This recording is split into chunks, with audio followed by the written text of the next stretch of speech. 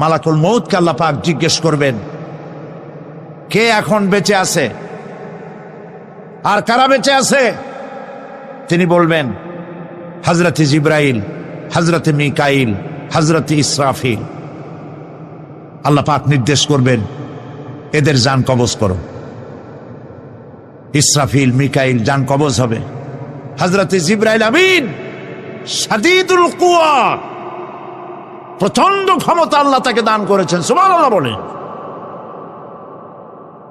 দুনিয়ার সব নবীদের কাছে বাণী বহন করে নিয়ে আসছেন পূর্ণ অথেন্টিসিটির সাথে, সুবহানাল্লাহ। আল্লাহ পাক যাকে বলেছেন রূহুল আমিন, নবী করিম সাল্লাল্লাহু আলাইহি সাল্লামের মেরাজের রাত্রে যে কথা বলা হয়েছে, ওয়ালাকাদ রাহু বিল উফুকিল মুবিন, পশ্চিম দিক বলয় তিনি যে দেখতে পেয়েছিলেন, তাফসীর বলছে হযরতে জিবরাইলের পূর্ণ আকৃতিতে নবী করিম সাল্লাল্লাহু আলাইহি সাল্লাম তাকে দেখতে পেয়েছিলেন। হযরতে জিবরাইল যখন দুনিয়া আসেন, কোন কোন কিতাবে লেখা হয়েছে 600 ডানা আছে তার, 2 ঝাপটায় আকাশ থেকে জমিনে চলে আসেন, সুবহানাল্লাহ। হযরতে জিবরাইলকে আল্লাহ পাক বলবেন তাকে মওত দাও, হযরতে জিবরাইলও বিদায় হয়ে যাবে। আল্লাহ প্রশ্ন করবেন, এখন আর কে বাকি? মান বাকিয়া ইয়া মালাকাল মউত। মালাকুল মউত বলবেন, হে আল্লাহ তাআলা, এখন তোমার সামনে আমি দাঁড়িয়ে আছি, আর কেউ নেই। আল্লাহ পাক বলবেন, মুত ইয়া মালাকাল মউত। আল্লাহু আকবার, মুত ইয়া মালাকুল মউত, মরে যা, মরে যা। মালাকাল মউত মরে চলে যাবে, এরপরে আর কেউ নাই। আল্লাহ রাব্বুল আলামিন এই অবস্থায় কত বছর কত কাল চলে যাবে আল্লাহ পাক ভালো জানেন, কেউ নাই।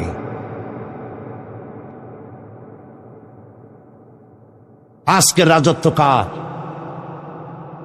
আল্লাহ প্রশ্ন করবেন, আজকের রাজত্ব কার?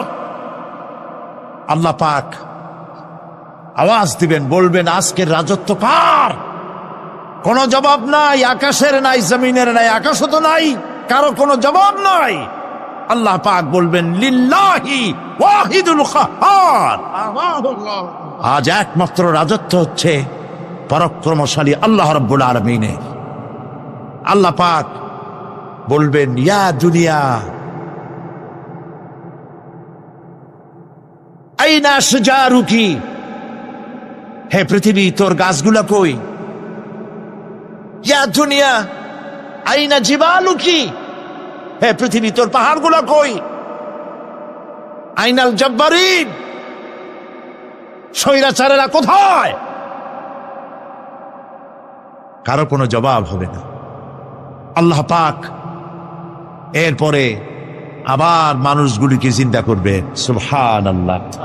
ওয়াইজাল কুবুরু বুসিরাত, যা কিছু মাটির মধ্যে লুক্কায়িত ছিল সবগুলি আল্লাহ পাক বের করে নিয়ে আসবেন। হাসরের ময়দান হবে, উপস্থিত হবে সমস্ত মানুষ, কেউ পলায় থাকতে পারবে না কোথাও। কুমিরে যারে খাইছে, বাঘে যারে খেয়েছে, আগুনে যারে পোড়াইছে, পানিতে যে পচে গেছে, পোকামাকড়ে যারা খেয়েছে, কোনো পথ নাই। সবাই আল্লাহর দরবারে উঠবে, পায়ে জুতা নাই, মাথায় কাপড় নাই, পরনে কোনো কাপড় চোপড় নাই, উলঙ্গ উলঙ্গিনী। উম্মুল মুমিনিন হযরতে আয়েশা সিদ্দিকা রাদিয়াল্লাহু তাআলা আনহা, নবী করিম সাল্লাল্লাহু আলাইহি ওয়াসাল্লামের জবান মোবারকে এটা শুনে কেঁদে ফেললেন, বললেন, ইয়া রাসূলুল্লাহ, আমারও কি সেই অবস্থা হবে? তিনি বললেন, হ্যাঁ। উম্মুল মুমিনিন বললেন, ইয়া রাসূলুল্লাহ, তখন কি আমার শরম হবে না? আল্লাহর নবী বললেন, কিয়ামতের এই বিভীষিকাময় দৃশ্য দেখে মানুষ মানুষের দিকে তাকাবার কোনো হুঁশ থাকবে না। সব মানুষ উপরের দিকে তাকায় থাকবে, নিচে তাকাবার কারো কোনো ক্ষমতা থাকবে না। মানুষ অস্থির হয়ে যাবে। সেই হাসরের ময়দান, বিচারক আল্লাহ রাব্বুল আলামিন প্রত্যেকটি মানুষকে তার কৃতকর্মের জন্য হিসাব দিতে হবে। আল্লাহ রাব্বুল আলামিন বলেন, পরকালীন জীবনের ব্যবস্থাপনাটা কেমনে হবে শোনো। ইন্নাস সামআ ওয়াল বাসারা ওয়াল ফুআদা কুল্লু উলাইকা কানা আনহু মাসউলা। কিয়ামতের দিন প্রত্যেকটি মানুষকে তার শ্রবণ সম্পর্কে, তার দৃষ্টি সম্পর্কে, আর অন্তঃকরণের কল্পনা সম্পর্কে প্রত্যেকটি ব্যাপারে আল্লাহ পাক জিজ্ঞাসা করবেন। কান দিয়েছিলাম, কি শুনেছ? যা শুনছ তা আমল করেছ কিনা? আমার নিষেধ করা জিনিসগুলি শুনছো নাকি? কানের জবাব দিতে হবে। কান আল্লাহ পাক দিয়েছেন, সুবহানাল্লাহ। আল্লাহ পাক দিয়েছেন কান। এই কান দুটে যার নাই, কান আছে শুনতে পায় না, কত বড় কষ্টে আছে সে। মানুষে চিল্লায় কথা কয়, সে বুঝেই না। আছে না এমন? এই কানের সম্পর্কে প্রশ্ন করা হবে, শ্রবণ সম্পর্কে, দর্শন সম্পর্কে প্রশ্ন করা হবে। যা দেখতে নিষেধ করেছি সেগুলো দেখছো নাকি? এর শুকরিয়া আদায় করেছো নাকি? দুটি চোখ, এর শকর আদায় করা কি সম্ভব ভাই? আদায় করা সম্ভব? এই দুটি চোখ যদি না থাকতো, আমার গর্ভধারিণী মাকে দেখতে পারতাম না। এই সুন্দর চোখ দুটি যদি আল্লাহ না দিতেন, আল্লাহর এই সুন্দর সৃষ্টি দেখা থেকে বঞ্চিত হয়ে যেতাম। আল্লাহকে বলি, মনির, হে বিশাল আকাশের মালিক, তুমি দয়া করে না চাইতে আমাদের শরীরে যা দিছো নিয়ামত, মৃত্যুর আগে সিনায় নিও না। দুটি চোখের শকর আদায় করতে পারবো না। চোখের মধ্যে পানি আছে, কান্নার পানি না, সব সময় চোখে পানি আছে। চোখে আমরা পলক দেই না? কত কুদরত আল্লাহ পাকে। এই পৃথিবীতে দিনে রাতে অসংখ্য পলুয়েশন, রোগ জীবাণু সমানে উঠতেছে। এখন যদি মাইক্রোস্কোপ যন্ত্র এখানে থাকতো, তাহলে দেখতেন এই পরিবেশটা কত দূষিত, কত পলুয়েশন, কত জার। এগুলি নাকের মধ্য দিয়ে পেটে যাচ্ছে, চোখের মধ্যে ঢুকতেছে। ক্রমাগত চোখের ভিতরে ধুলাবালি ঢুকবে, আর পরিষ্কারের কোনো ব্যবস্থা যদি না করা হয়, চোখের দৃষ্টি নষ্ট হয়ে যেতে পারে। এই জন্য আল্লাহ রাব্বুল আলামিন চোখের ভিতরে মেডিসিন রূপী এক প্রকারের পানি রেখেছেন, আর অটোমেটিক চোখের পাতা ওঠা নামা করে প্রতি মুহূর্তে চোখকে ক্লিন করে দিতেছে। এই চোখ সম্পর্কে আল্লাহ রাব্বুল আলামিন প্রশ্ন করবেন, অন্তঃকরণ সম্পর্কে প্রশ্ন করবেন। জবাব দেওয়া সেদিন বড়ই কঠিন হয়ে যাবে। এই জন্য আল্লাহ রাব্বুল আলামিন দুনিয়াবাসীকে সতর্ক করে দিচ্ছেন। তিনি আরো বলছেন, ওয়ালাকাদ খালাকনাল ইনসানা ওয়া না'লামু মা তুওয়াসবিসু বিহি নাফসু ওয়া নাহনু আকরাবু ইলাইহি মিন হাবলিল ওয়ারিদ। মানুষ সৃষ্টি করেছি আমি, তার অন্তঃকরণে কি চিন্তা হয়, কি কল্পনা হয় তাও জানি আমি। আর আমি আমার বান্দার যেই সাহারাগের উপরে মাথাটা খাড়া আছে, বিজ্ঞানীরা খুঁজে পাচ্ছে। আল্লাহ পাক মানুষের গলায় একটা টেপ রেকর্ডার লাগাই দিয়েছেন, সুবহানাল্লাহ বলেন। সেই টেপ রেকর্ড আমার এই যে বক্তৃতা ভিডিওতে ধারণ করা হচ্ছে, টেপে ধারণ করা হচ্ছে। এই বুদ্ধিগুলি কে দিছে? আরে ভাই, কথা বলবেন তো আল্লাহর নাম জোরে না।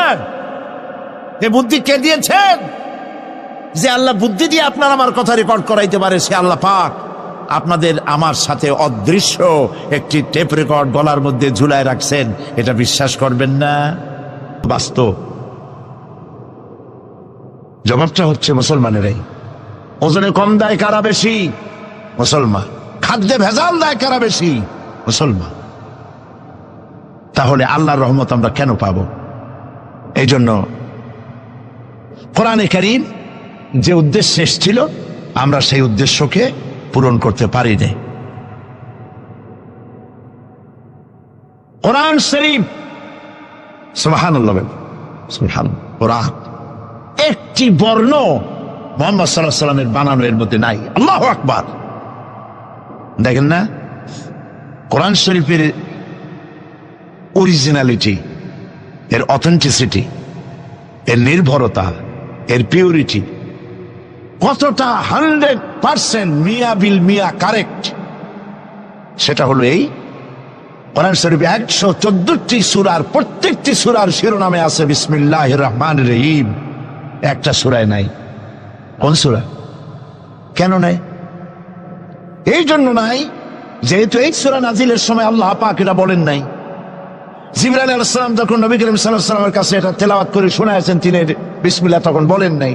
নবী করিম সাল্লাল্লাহু আলাইহি ওয়াসাল্লাম যখন সাহাবায়ে কিরামকে লিখতে বলেছেন, কাতেবে ওহী যারা ছিলেন, তখন তিনি এই সূরার প্রথমে বিসমিল্লাহ বলেন নাই, তাই বিসমিল্লাহ এখানে লেখা হয় নাই।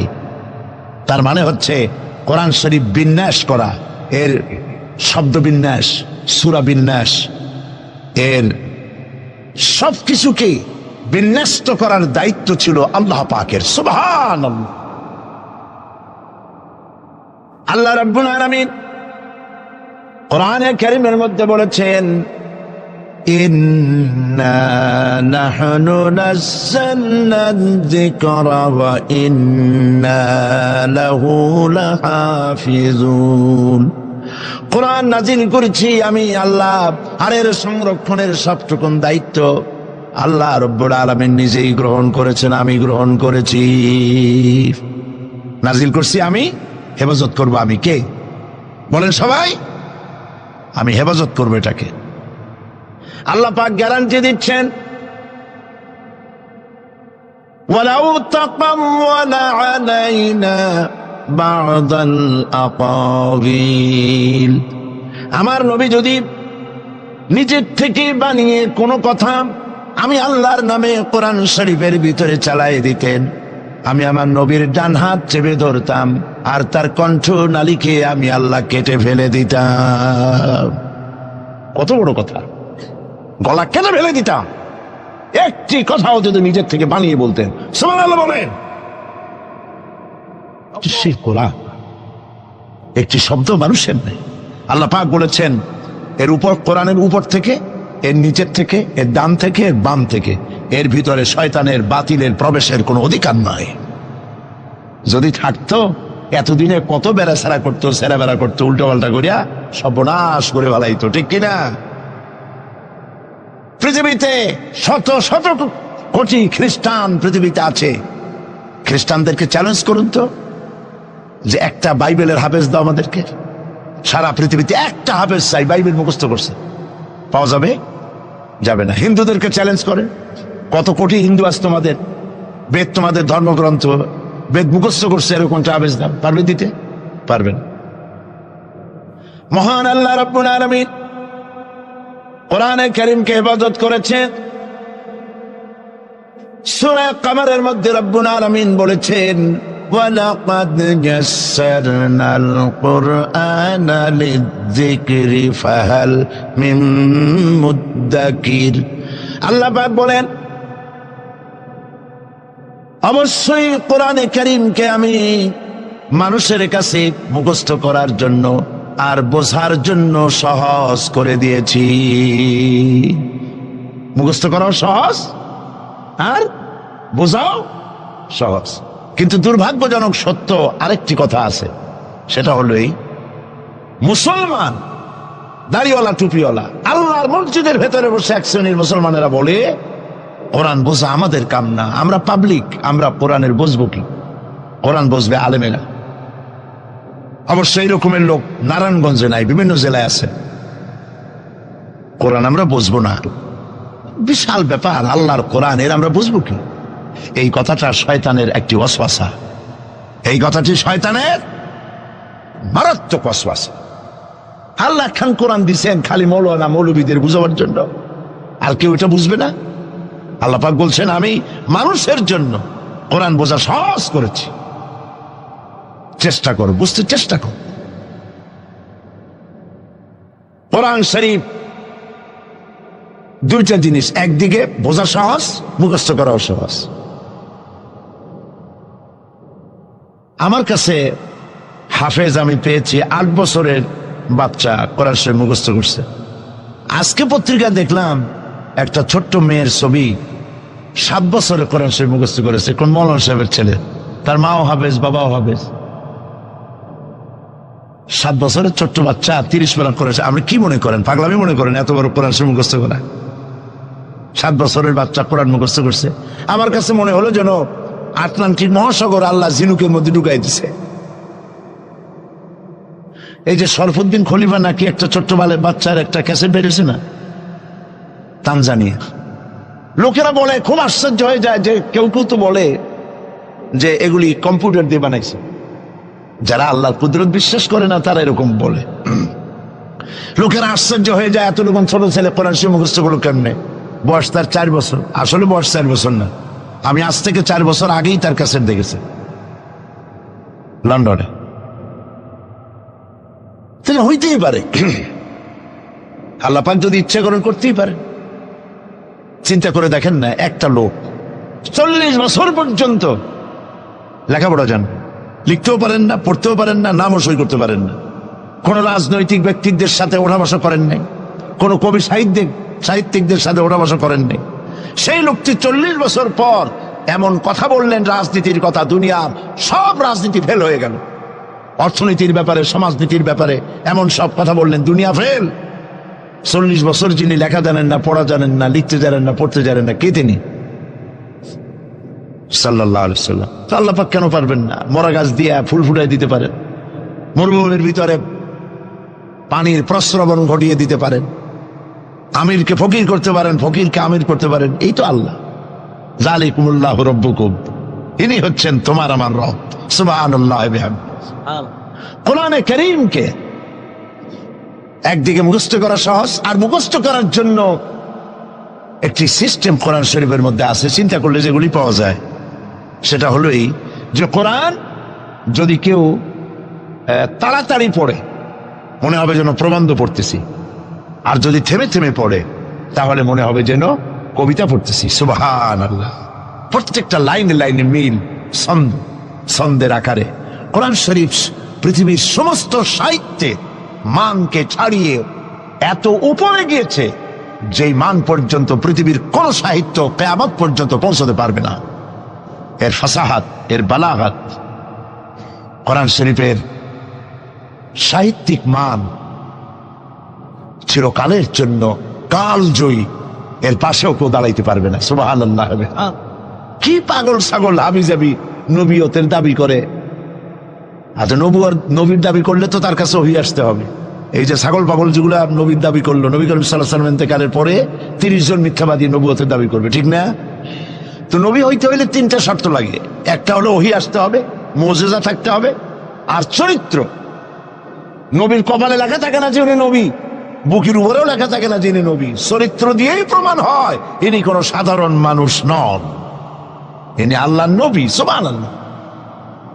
তাই তো হযরতে নবী করিম সাল্লাল্লাহু আলাইহি ওয়াসাল্লাম যখন হযরত খাদিজা রাদিয়াল্লাহু তাআলা আনহার কাছে যখন দ্বীনের দাওয়াত দিলেন, কালেমার দাওয়াত দিলেন, 1 সেকেন্ডও তিনি দেরি করেন নাই।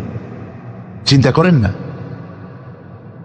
আপনি নিজেকে বহুত ফেরেশতা রূপে আপনি বলতে পারেন যে আমি একেবারে অ্যাঞ্জেলিক ক্যারেক্টারের লোক, ফেরেশতা চরিত্রের মানুষ। বাইরে গিয়ে বহুত কথা বলতে পারেন, এমনকি বাইরে গিয়ে অনেক মুরিদও বানাইতে পারেন। পীর সাহেবদেরকে জিজ্ঞেস করা উচিত যে আপনার বউ আপনার কাছে মুরিদ হয়েছে কিনা। বউ মুরিদ করে এত সহজ না।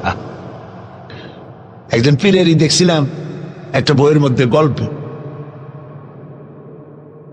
বউ তাকে পীর মানতেই চায় না, বহুত চেষ্টা করছে মুরিদ বানাবার জন্য, পারেনি। একদিন বউকে কেরামতি দেখাবার জন্য সে তার সে রান্না করতেছিল বাইরে, ওইটার উপর দিয়ে সে উড়ে গেল। এরপরে সে নামলো, বউ তাকে দেখে বলে, দেখছো তুমি তো পীরগিরি করো, এই যে একটা লোক কেবলমাত্র পাগড়ি বাঁধতে মাথার উপর দিয়ে উড়ে গেল, এখন কি এগুলি চলে? আরে বাবা, তোমার বিজ্ঞান ফেলের সামনে। বিজ্ঞানের থিওরি হচ্ছে, বিজ্ঞানের একটি থিওরি এই যে বিজ্ঞানের কোন থিওরি ফাইনাল নয়। আজকে এক বিজ্ঞানী এক কথা বলে, কালকে আরেকজন আরেক কথা বলে। একদিন তো ডারউইন বলেছে এই মানুষগুলো মানুষ না, সবগুলা বান্দর। ও নিজেও বান্দর। বান্দর কেন? মানুষের নাকি দেখা যায় বান্দরের মতো। আচ্ছা বলেন, বান্দর আমার মামু হয়, শিম্পাজি আমার নানা, ওরাং ওটাং দাদা, এ বলে এর মধ্যে কোনো গৌরব আছে? এর মধ্যে কোনো গৌরব আছে? কোনো গৌরব নাই। ডারউইনের গোষ্ঠী বান্দরের গোষ্ঠী হইতে পারে, কিন্তু আমরা বান্দরের গোষ্ঠী না। আমরা আসছি আদম থেকে, আদম আসছে মাটি থেকে। সুবহানাল্লাহ। ওই সময় সে বলছিল, আমি চিন্তা করছি যে কয় বোতল খাইয়া এরকম লিখতে পারে। ওই সময় সে বলছে মানুষ বান্দর জাতি। এরপরে যারা পৃথিবীতে বিজ্ঞানী, তার সমকালীনের পরপরই যারা এসছে, তারা রিসার্চ করে বলেছে এই ডারউইনের এই কথা হলো একটা বান্দরামি, এটা ঠিক না। কারণ মানুষ যদি বান্দরের জাত হয়, তাহলে বান্দর তো পৃথিবী থেকে বিলুপ্ত হয় নাই, এখনো পৃথিবীতে বহুত বান্দর আছে। এই বান্দর গুলা, আমরা তো একটা বান্দর এরকম দেখলাম না যে কোমর পর্যন্ত মানুষের মতো হয়ে গেছে। আরো কিছু ভালো করে খাওয়াইলে তাড়াতাড়ি করে মানুষ হয়ে যাবে। অর্ধেক মানুষের মতো হয়েছে, 12 মানুষের মতো হয়েছে, অথবা মানুষ এই মাত্র হয়ে গেল বান্দর থেকে লেস কজে গেছে। এরকম হয়েছে কোথাও? কোন জিনিসের সাথে কোন জিনিসের সিমিলারিটি থাকলে এইটা ওইটার বংশের, এটা কি করে বলা যায়? তো এরকম বলেছে কেন তারা? মন যা বলেছে তাই বলেছে। ইন হুয়া ইল্লা ওয়াহয়ুন ইউহা। আল্লাহ পাক বলছেন, নবী যা বলেন, কোরআনের নামে যা বলেন, সব ওহী। বা'আসনা ফি কুল্লি উম্মাতির রাসূলা আন ইবুদুল্লাহা ওয়াজতানিবুত তাগুত। প্রত্যেক জাতির জন্য আমি রাসূল প্রেরণ করেছি।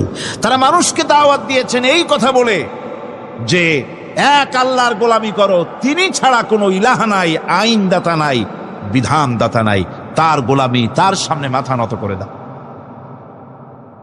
নামাজ হচ্ছে তাওহীদের অবশ্যম্ভাবী এক বহির্প্রকাশ। তাওহীদের জন্য তাওহীদবাদী মানুষ যারা, তাদেরকে নামাজ আদায় করতেই হবে। আকীদা বিশ্বাসের দিক থেকে তাওহীদ যদি হয় পুরা দ্বীনের মূল উৎস, তাহলে আমলের দিক থেকে নামাজ হচ্ছে পুরা দ্বীনের মূল ভিত্তি। নামাজ হচ্ছে আমলের মূল ভিত্তি। এর বাস্তবায়ন ছাড়া দ্বীন পূর্ণ হয় না। নামাজ মুমিনের কেবলমাত্র একটি উত্তম আমলই নয়, বরং নামাজ হচ্ছে ঈমানের মূল ভিত্তি। যার কাছে নামাজ নাই, তার কাছে কিছুই নেই। রাসূল করিম সাল্লাল্লাহু আলাইহি ওয়াসাল্লাম বলেছেন যে নামাজ যে ব্যক্তি পড়ে না, আল্লাহ পাকের সাথে তার কোনো সম্পর্ক বাকি থাকে না। সুতরাং এই নামাজটা হচ্ছে এই যে একমাত্র একাগ্র চিত্তে আদবের সাথে আল্লাহর সামনে রুজু হয়ে যাওয়া। কোরআনে কারীম বলছে, মুনিবিনা ইলাইহি ওয়াত্তাকুহু ওয়া আকিমুস সালাতা ওয়া লা তাকুনু মিনাল মুশরিকিন। তোমরা আল্লাহর দিকে রুজু হয়ে যাও এবং তাকে ভয় করে অন্যায় কাজ থেকে বিরত থাকো, আর নামাজ কায়েম করো, মুশরিকদের অন্তর্ভুক্ত হয়ে যেও না। নামাজ কায়েম করা, নামাজের আদেশ কোরআনে কারীমের মধ্যে আল্লাহ পাক বহু জায়গায় করেছেন। ঈমানের পর নামাজই হচ্ছে সবচেয়ে বড় জরুরি। একজন মানুষ ঈমান আনলো, যেমন কালকে একজন ঈমান এনেছে, ঈমান আনার সাথে সাথে তার প্রথম কাজ কি বলুন? বলেন প্রথম কাজ কি? ফজরের নামাজের আগে একজন ইসলাম কবুল করলেন, তার প্রথম দায়িত্ব নামাজকে আদায় করে দেওয়া, ফজরের নামাজ পড়া। জোহরের আগেই কেউ ঈমান আনলো, তার প্রথম দায়িত্ব জোহরের নামাজ আদায় করা। আসরের নামাজের আগে ঈমান এনেছে, তার প্রথম দায়িত্ব হলো আসরের নামাজ আদায় করা। তার মানে হলো ঈমান আনার পর একজন ঈমানদারের প্রথম দায়িত্ব হচ্ছে নামাজ। গুরুত্বপূর্ণ বিষয়, খুব ভালো করে শুনতে হবে, ইয়াদ রাখতে হবে প্রত্যেকটি মুসলমানের। এই নামাজ কি জিনিস, কেমনে আদায় করতে হবে, আদায় না করলে কি হবে, গুরুত্বপূর্ণ এই কথাগুলি প্রত্যেকের স্মরণ রাখতে হবে। কিয়ামতের দিন মানুষ যে জাহান্নামে যাবে, জাহান্নামের জন্য, জাহান্নামে যে সব কারণে যাবে তার মধ্যে বড় কারণ কালকে বলেছিলাম, দেখি মনে আছে নাকি, বড় কারণ কয়টা? আলহামদুলিল্লাহ মনে আছে। আল্লাহ রাব্বুল আলামিন বলেন, ইয়াতাসাআলুনা আনিল মুজরিমিন, কিয়ামতের দিন অপরাধীদেরকে জিজ্ঞেস করা হবে, মা সালাকাকুম ফি সাকার, জাহান্নামে কেন আসছো? জবাবে তারা বলবে, ক্বালু লাম নাকু মিনাল মুসাল্লিনা ওয়া লাম নাকু নুতঈমুল মিসকিন, নামাজ পড়ি নাই আর এতিম মিসকিনদের খেতে দেই নাই, এই কারণেই জাহান্নামে এসেছি। কল নাউযুবিল্লাহ। নামাজ যারা পড়বে না জাহান্নামে যেতে হবে। কোথায় যেতে হবে? আকীদাগত দিক থেকে ঈমান হলো তাওহীদের স্বীকৃতি, আর আমলের দিক থেকে নামাজ হচ্ছে তাওহীদের বহিঃপ্রকাশ। আপনি মুসলমান তা প্রমাণ হবে নামাজ দিয়ে। নামাজহীন ঈমানের দাবি মূল্যহীন। যার নামাজ নাই তার ঈমানের দাবি করার কোনো মূল্যই নেই। অনেক এরকম কথা বলে, হুজুর আমি মানুষটা নিতান্ত খারাপ না, যাই মনে করেন, গ্রামে রাস্তা বানাইছি, ব্রিজ করে দিয়েছি, কালভার্ট করেছি, এতিম মিসকিনরে তাও মাঝে মধ্যে খাবার দেই, বিধবারে কাপড় চোপড় দেই, মানুষটা আমি নিতান্ত খারাপ না, তবে এই মাঝে মধ্যে একটু নামাজ পড়ি না, তাতে কি আমার ঈমান নষ্ট হয়েছে নাকি? আমি বলি, ভাই ঈমানই তো নাই, নষ্ট হবে কি? ঈমান থাকলে না নষ্ট হবে? ঈমান নাই। সুতরাং একজন মুসলমান যদি নামাজ না পড়ে, নিজেকে মুসলমান বলে দাবি করার কোনো হক তার নাই, দাবি করার অধিকার নাই। নামাজ হচ্ছে জিন্দিগি, নামাজটাই মূলত জিন্দিগি। নামাজটা কি? জিন্দিগি। আল্লাহ রাব্বুল আলামিন শেখাচ্ছেন, কুল ইন্না সালাতি ওয়া নুসুকি ওয়া মাহইয়ায়া ওয়া মামাতি লিল্লাহি রাব্বিল আলামিন। মুহাব্বতের সাথে সবাই পড়েন, কুল ইন্না সালাতি ওয়া নুসুকি ওয়া মাহইয়ায়া ওয়া মামাতি লিল্লাহি রাব্বিল আলামিন। বলো আমার নামাজ, বলো আমার নামাজ, আমার কোরবানি, আমার হায়াত, আমার মত সবকিছুই আল্লাহ রব্বুল আলামিনের জন্য নিবেদিত। আমার বেঁচে থাকা, আমার মরে যাওয়া সব আল্লাহর জন্য। সে আল্লাহ রব্বুল আলামিন, তার জন্য সবকিছু নিবেদিত করতে হবে।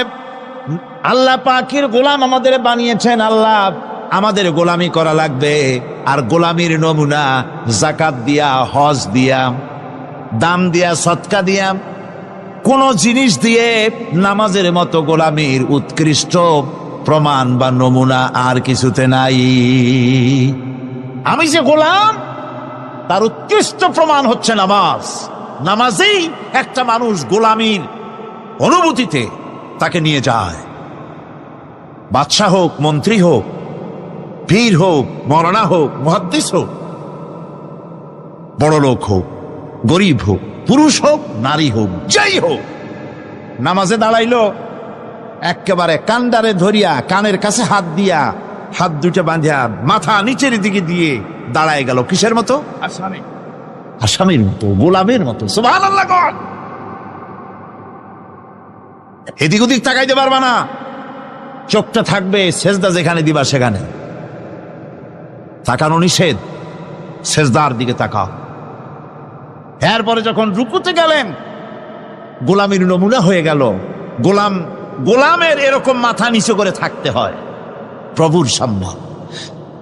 গেলেন, রাজা, বাদশাহ, বড় লোক, সব অহংকার চূর্ণ হয়ে গেল। নাক আর কপাল দিয়া আমার মাবুদের দরবারে মাথাটা লাগাই দিলাম জমিনের উপরে। সুবহানাল্লাহ। আমি আমার ভাষায় বলি, আমি আমার ভাষায় কথাটা এভাবে বলি, এই জমিনটা যদি কাগজ হয় আর আমার নাকটার কপালটা যদি কলম হয়, তাহলে আমি যে গোলাম দৈনিক 5 বার আমার নাক আর কপাল দিয়া জমিন নামক কাগজের উপরে দাস খতের উপরে দৈনিক 5 বার নাক আর কপাল দিয়া সই করে দেই, আল্লাহ আমি তোমার গোলাম আর কারো গোলাম নই,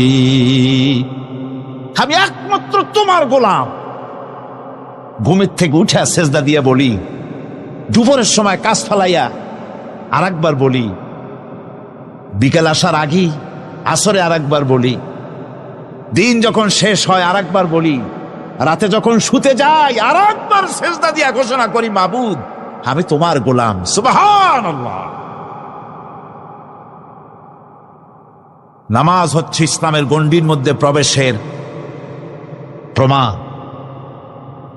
কোরআনে কারীম বলছে, ফাইন তাবু ওয়া আকামুস সালাতা ওয়া আতাউজ যাকাতা ফাইখওয়ানুকুম ফিদ্দীন।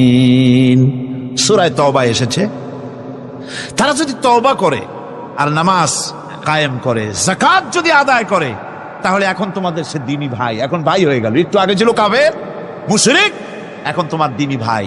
দ্বীনের গণ্ডির মধ্যে প্রবেশ করা, কলেমা পড়ার সাথে সাথেই নামাজ।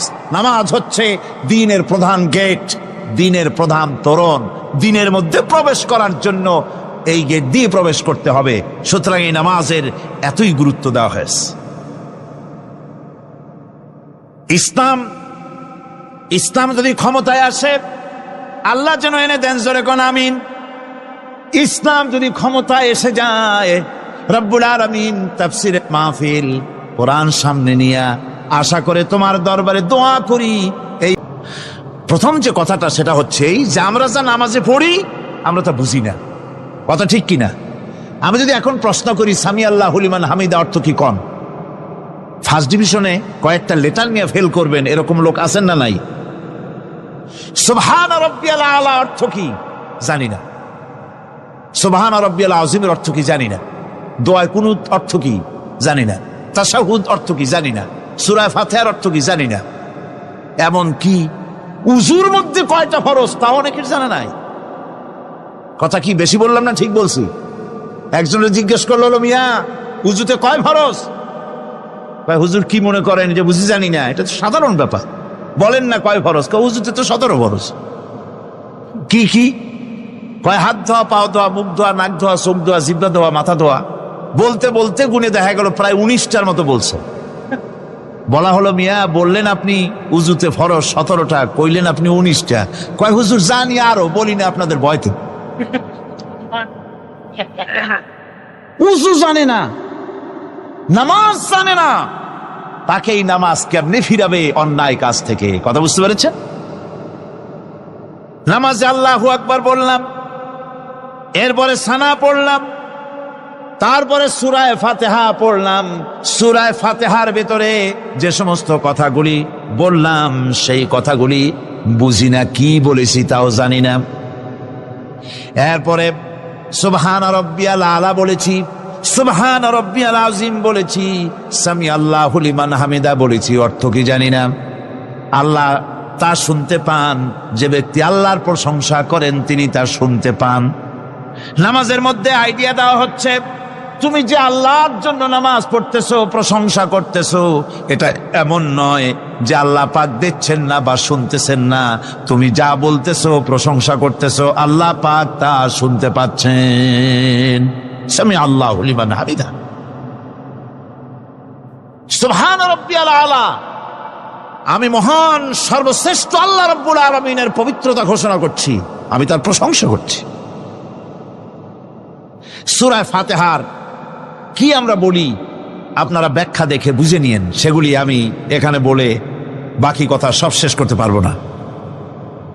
নামাজে কি পড়েন সেটা যদি জানতেন অবশ্যই আল্লাহ রাব্বুল আলামিনের কথা কার্যকরী হয়ে যেত।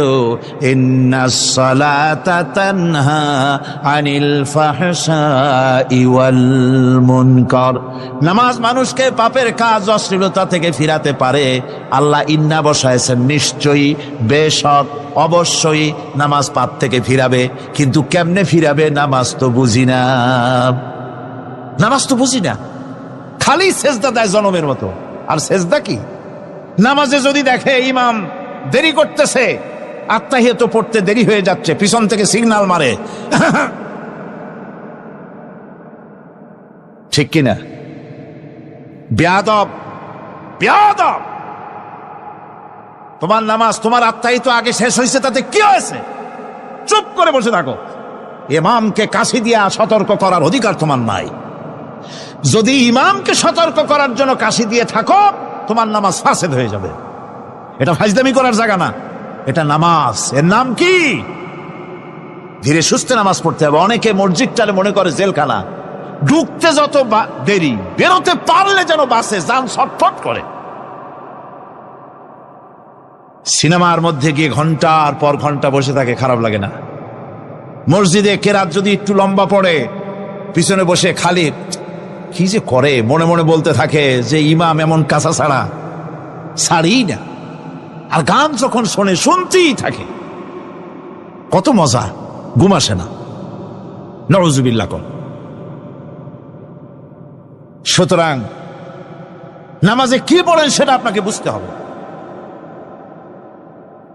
সঠিকভাবে নামাজ পড়ার পরও যদি কোনো মানুষের সঠিকভাবে, ভালো করে শোনেন, সঠিকভাবে নামাজ পড়ার পরেও যদি কোনো মানুষ পাপের থেকে না ফেরে, তাহলে বুঝতে হবে একথা, পানি আর সাবান দিয়া কাপড় ধুলে কাপড়ের ময়লা যাবে, কিন্তু পানি আর সাবান দিয়া কয়লা জনমের মতো ধুইলেও কয়লার ময়লা যাবে না।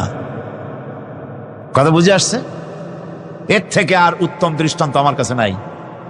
নামাজ পড়ার পরেও যদি চরিত্র ভালো না হয়, বুঝতে হবে নামাজ হচ্ছে না, কাঙ্ক্ষিত মানের নামাজ আদায় হচ্ছে না। আল্লাহর নবী বলেছেন, যার নামাজ পাপ কাজ হতে ফিরাতে পারলো না, তার নামাজ নামাজি নয়। আবার শুনুন, রাসূল বলছেন, যার নামাজ তাকে পাপের কাছ থেকে ফিরাতে পারলো না, তার নামাজ নামাজ নয়, ওইটি নামাজ হয় নাই, যার জন্য তার পাপ থেকে তারে ফিরাইতে পারছে না। আর কিয়ামতের দিন বেনামাজিরা সবচাইতে বেশি অপমানিত হবে। সবচাইতে বেশি অপমানিত হবে কারা? বেনামাজিরা। কিভাবে? ইয়াউমা ইউকশাফু আন সাকিন ওয়া ইউদআউনা ইলাস সুজুদি ফালা ইয়াস্তাতিউন। সেদিন কঠিন সময়, আল্লাহ রাব্বুল আলামিন লোকদেরকে সিজদা করার জন্য বলবেন, কিন্তু যারা বেনামাজি ছিল দুনিয়ায়, তারা সিজদা দিতে পারবে না। বলেন নাউযুবিল্লাহ। অবস্থাটা কি হবে? খাশিআতান আবসারুহুম তারহাকুহুম যিল্লাহ, তাদের দৃষ্টি নিচু হবে, লাঞ্ছনা এবং অপমান তাদের উপরে চেপে বসবে, সিজদা দিতে পারবে না। আল্লাহ আমাদেরকে ক্ষমা করুন। কিয়ামতের দিন হযরত আদম আলাইহিস সালাম থেকে শুরু করে পৃথিবীর সমস্ত মানুষের সামনে আল্লাহ রাব্বুল আলামিন সিজদা করার জন্য অর্ডার করবেন। যারা নাকি বেনামাজি, ওরা আল্লাহর দরবারে সেদিন সিজদা দিতে পারবে না, লাঞ্ছিত, অপমানিত হবে। যারা কল নাউযুবিল্লাহ। নামাজ, মুমিনের নামাজ একরকম, মুনাফিকের নামাজ হলো আর এক রকম। মুনাফিকরাও নামাজ পড়ে, পড়ে কিনা কন? মুনাফিকেরাও নামাজ পড়ে। মুনাফিকেরা যখন নামাজ পড়তে যায়, আল্লাহ রাব্বুল আলামিন বলতেছেন, ওয়া ইযা কামু ইলাস সালাতি কামু কুসালা। মুনাফিকেরা যখন নামাজ পড়তে দাঁড়ায়, নামাজে আসে ঠিক তারা, কিন্তু নামাজের জন্য দাঁড়ায় খুব শৈথিল্য ভারে, শৈথিল্য ভাবে দাঁড়ায়, কাহিলি, সুস্তি, এ জায়গা চুলকায়, পায়জামা ধরে টান দেয়, টুপিটা ঘুরে আয়, এদিক ওদিক তাকায়। মুনাফিকের নামাজ দেখলেই ঠিক পাওয়া যায় যে বেটা মুনাফিক। এইভাবে সে দাঁড়ায়। তার নামাজটা কি জন্য? ইউরাউনান নাস ওয়া লা ইয়াযকুরুনাল্লাহা ইল্লা কালিলা। তাদের নামাজ হচ্ছে মানুষকে দেখাবার নামাজ। নাউযুবিল্লাহ। এখন দেখবেন এই মৌসুম আসছে, নামাজের মৌসুম, বেনামাজিদের নামাজের মৌসুম। জনসভা হচ্ছে, নির্বাচন আসতেছে, নামাজে রক্ত হয়ে গেছে, তাড়াতাড়ি আজান হয়ে গেল। টুপি না থাকলে রুমাল একটা মাথায় দিল, উজু আছে কি না আছে, আল্লাহু আকবার, যা আছে কপালে হয়ে যাক। মানুষকে দেখাবার জন্য এরা নামাজ পড়ে। এরা আল্লাহ শরণার্থে নামাজ খুব কম লোকই পড়ে। এরা হচ্ছে মুনাফিক। দুনিয়া এবং আখিরাতে কল্যাণের জন্য একমাত্র মাধ্যম হচ্ছে নামাজ। দুনিয়াও যদি কল্যাণ চাই, আখিরাতেও যদি কল্যাণ চাই, তাহলে এর জন্য কি করতে হবে? কি করতে হবে? আমার কথা নয়, আল্লাহ রাব্বুল আলামিনের কথা শুনুন। রব্বুল আলামিন বলেন, ক্বাদ আফলাহাল মুমিনুন আল্লাযীনা হুম ফি সালাতিহিম খাশিউন ওয়াল্লাযীনা হুম লিয-যাকাতি ফাঈলুন ওয়াল্লাযীনা হুম লিফুরুজিহিম হাফিজুন। নিশ্চিতভাবে সেই সব মুমিন কল্যাণ লাভ করবে, নিশ্চিতভাবে। তারা হচ্ছে ওই সব লোক যারা নিজেদের নামাজ ভীতি মিশ্রিত বিনয় ভাবে, ভীতি মিশ্রিত অবস্থায় বিনয়ের সাথে যারা নামাজ আদায় করে, যারা বেহুদা কাজ থেকে বিরত থাকে, যারা যাকাতের পন্থায় কর্মতৎপর হয়, আর যারা নিজের লজ্জাস্থানকে হেফাজত করে। এরপরে আল্লাহ পাক বলেন, ওয়াল্লাযীনা হুম লিআমানাতিহিম ওয়া আহদিহিম রাউন ওয়াল্লাযীনা আলা সালাওয়াতিহিম ইউহাফিজুন ওয়াল্লাযীনা আলা সালাতিহিম হাফিজুন। আর যারা তাদের আমানতকে পূর্ণ করে, আমানত এবং তাদের ওয়াদা চুক্তি পূর্ণ করে, এবং যারা নিজেদের নামাজ সমূহকে পূর্ণভাবে হক আদায় করে নামাজ পড়ে, নামাজের যারা হেফাজত করে, এরা কারা? মান তারাকা সালাতান মুতাআম্মিদান ফাকাদ কাফারা। যে ব্যক্তি ইচ্ছে করে নামাজ ছেড়ে দিল, সে কাফের হয়ে গেল। বলেন নাউযুবিল্লাহি মিন যালিক। এই জন্য নামাজ আদায় করা বাধ্যতামূলক প্রত্যেকটি মুসলমানের জন্য। রাসূল করিম সাল্লাল্লাহু আলাইহি সাল্লাম একটা দৃষ্টান্ত দিয়েছেন। কারো বাড়ির সামনে যদি একটা নাহার থাকে, একটা পুকুর থাকে, একটা খাল থাকে প্রবাহিত, এতে যদি ওই বাড়িওয়ালা দৈনিক 5 বার গোসল করে, তাহলে তার গায়ে কি কোনো ময়লা থাকে? হুজুর, সাহাবীরা বললেন, না হুজুর, থাকে না। হুজুর বললেন, এটাই হলো নামাজের দৃষ্টান্ত। 5 ওয়াক্ত নামাজ যে আদায় করবে, সে গুনাহ থেকে আল্লাহ পাক তাকে পবিত্র করে দিবেন। সুবহানাল্লাহি ওয়া বিহামদিহি। আমার ভাইয়েরা, নামাজ পড়লে পরে এক জুমা থেকে আর এক জুমা পর্যন্ত মানুষ যে সমস্ত গুনাহ করে, কবিরা গুনাহগুলি বাদে, শিরক আর কবিরা গুনাহগুলি বাদে যত গুনাহ আছে তার কাফারা হয়ে যায়। নামাজ যে সঠিকভাবে আদায় করবে, এই নামাজটা একটা কঠিন কাজ। নামাজটা কি কাজ? কে বলতেছেন কথা? আল্লাহ পাক। ওয়া ইন্নাহা লাকাবীরাতুন ইল্লা আলাল খাশিঈন। নামাজ একটা ভারী জিনিস, একটা কঠিন জিনিস। কাদের জন্য কঠিন নয়? যারা নাকি আল্লাহ পাককে ভয় করে। আল্লাযীনা ইয়াযুন্নুনা আন্নাহুম মুলাকু রাব্বিহিম ওয়া আন্নাহুম ইলাইহি রাজিউন। যারা নাকি একথা মনের ভিতরে ধারণা করে যে আল্লাহ রাব্বুল আলামিনের দরবারে আমার হাজির হওয়া লাগবে, মোলাকাত করা লাগবে, এই চিন্তা যারা করে, তাদের জন্য নামাজ মোটেই কষ্টকর নয়, নামাজ মোটেই তাদের জন্য অসহনীয় নয়, বোঝা নয়, ভার নয়। তারা নামাজ আদায় ঠিকই করবে। এই জন্যে বিবি, বাল বাচ্চা সকলকে নামাজের জন্য তাগিদ করতে হবে। যত ভাই এখানে এসেছেন, নিজেরা পড়বেন, বিবি বাল বাচ্চাকে তাকিদ করবেন। আল্লাহ পাক বলছেন, وأنذر عشيرتك الأقربين। তোমার নিকটবর্তী যারা আছে তাদেরকে তুমি আল্লাহর ভয় দেখাও। নামাজের জন্য তাদেরকে বলো, আল্লাহর ভয় তাদের অন্তঃকরণের মধ্যে সৃষ্টি করে দাও। আর এই নামাজ পড়তে হবে জামাতের সাথে। নামাজ পড়তে হবে কিছুর সাথে? জামাতের সাথে। রাসূল করিম সাল্লাল্লাহু আলাইহি ওয়াসাল্লাম বলছেন, হুজুরের কাছে, আল্লাহর নবীর কাছে, হযরতে আবু হুরায়রা রাদিয়াল্লাহু তাআলা আনহু হাদিসটি বর্ণনা করেছেন, হুজুরের কাছে একজন অন্ধ লোক এলো। সেই অন্ধ লোক এসে বললেন, হুজুর আমি তো চোখে দেখি না, জামাতের যে গুরুত্বের কথা আপনি বললেন, আমাকে কি রুখসত দেওয়া যায় নাকি? আমি অনেক সময় সাথী সঙ্গী পাই না, আমাকে কি রুখসত দেওয়া যায় নাকি? হুজুর বললেন, হ্যাঁ তোমাকে রুখসত দেওয়া গেল। অন্ধ যখন হেঁটে যাচ্ছিলেন, নবীজি তাকে আবার ডাকলেন, ডেকে জিজ্ঞেস করলেন, অন্ধ, নামাজের মসজিদের আজান কি তোমার কানে যায়? বলে, হ্যাঁ আমি আজান শুনি। হুজুর বললেন, আজানের জবাব দিবা, মসজিদে এসে জামাতে নামাজ পড়বা। একজন অন্ধকে রুখসত দেওয়া হয় নাই। মসজিদে আজান শোনার পর ঘরে বসে যদি নামাজ আদায় করেন, নামাজের হক আদায় হবে না। হুজুর সাল্লাল্লাহু আলাইহি ওয়াসাল্লাম বলেছেন, মসজিদে আজান হওয়ার পর যে ব্যক্তি ঘরে বসে নামাজ পড়ে, আমার ইচ্ছা হয় ঘরটা আগুন দিয়ে জ্বালায় দেই। কে বলতেছেন? রাহমাতুল লিল আলামিন বলতেছেন। রাহমাতুল লিল আলামিন বলতেছেন, ঘরের মধ্যে যদি মেয়ে লোক আর বাচ্চারা যদি না থাকতো, তাহলে আমার ইচ্ছা হয় আমি বলি, আগুন দিয়ে ঘরটারে জ্বালায় দাও। এই ঘরের মহব্বতেই তো সে বাইর হয় না। নামাজের এত বড় গুরুত্ব দেওয়া হয়েছে। আমার বন্ধুগণ, এই নামাজের জামাতি, আল্লাহর নবী জীবনের শেষ নামাজ জামাতে আদায় করেছেন। জীবনের শেষ নামাজটাও জামাতে আদায় করলেন। তখন তার এমন অবস্থা, এত অসুস্থ, দাঁড়াতে পারেন না, হাঁটতে পারেন না। দুইজন সাহাবীর কাঁধের উপরে ভর করে তারপরে বহু কষ্ট করে মসজিদে গিয়ে নামাজ আদায় করেছেন।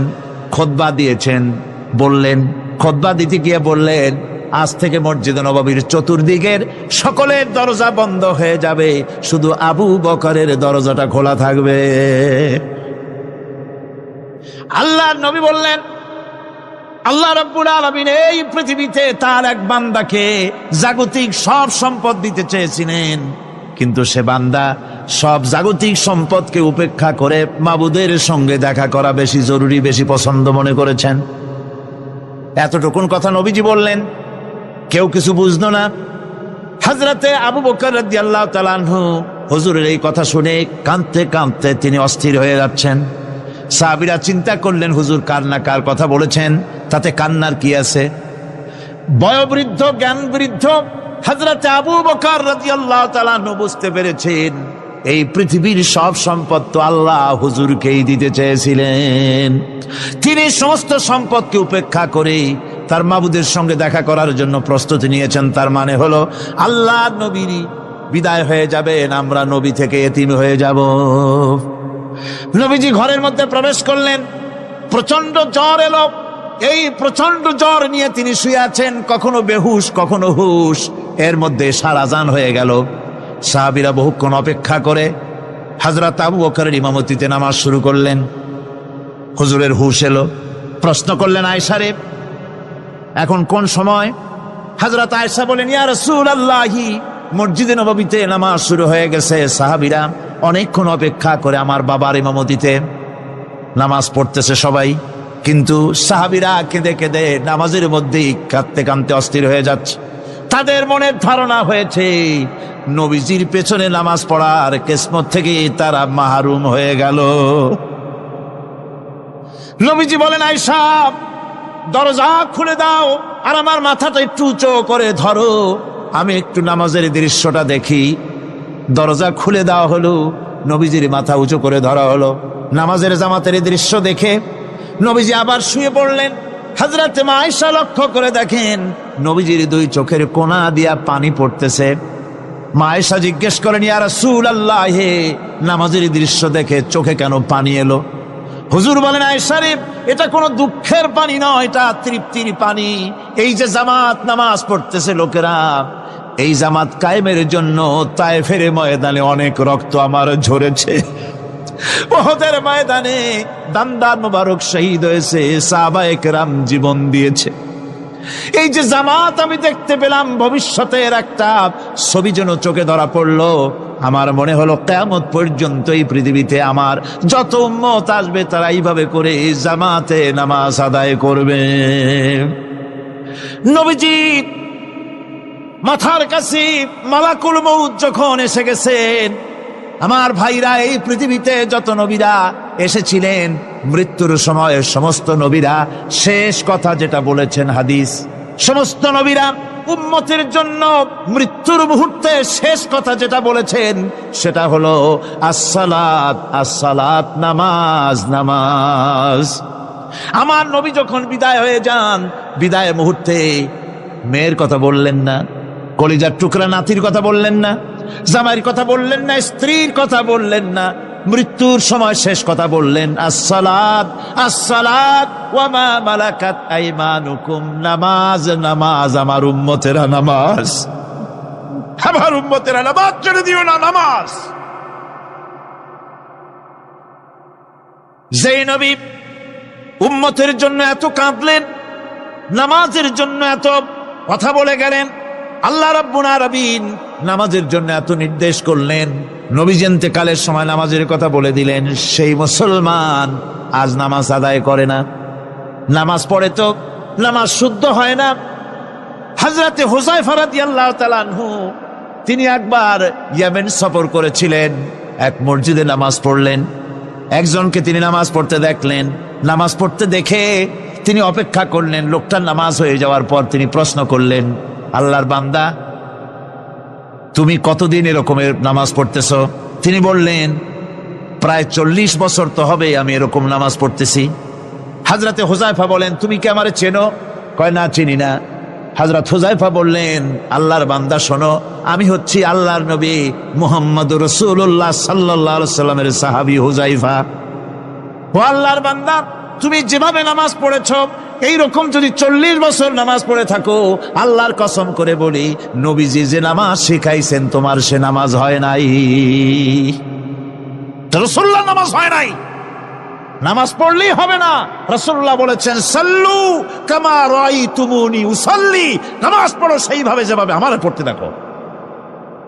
বিশ্বাস করুন ভাইরা, নামাজ যদি না হয়, হরতাল করিয়া, মিছিল করিয়া, বিক্ষোভ করিয়া, যে কোনো আন্দোলন করে ইসলামকে বিজয়ী করা যাবে না। আপনারা বিরক্ত হচ্ছেন না তো? অন্তত এক তাসবিহ পরিমাণ তো বটেই। যদি তা না হয়, রুকুর থেকে দাঁড়ালেন, সেজদায় চলে গেলেন, ওয়াজিব তরক হলো, সেজদা দিলেন না, নামাজ ফাসেদ হয়ে গেল, নষ্ট হয়ে গেল নামাজ। এটা পাগলামি না, নামাজ সহিভাবে আদায় করতে হবে। নামাজ থেকে দাঁড়াবেন, রুকুর থেকে দাঁড়ায় গেলেন, বলবেন রব্বানা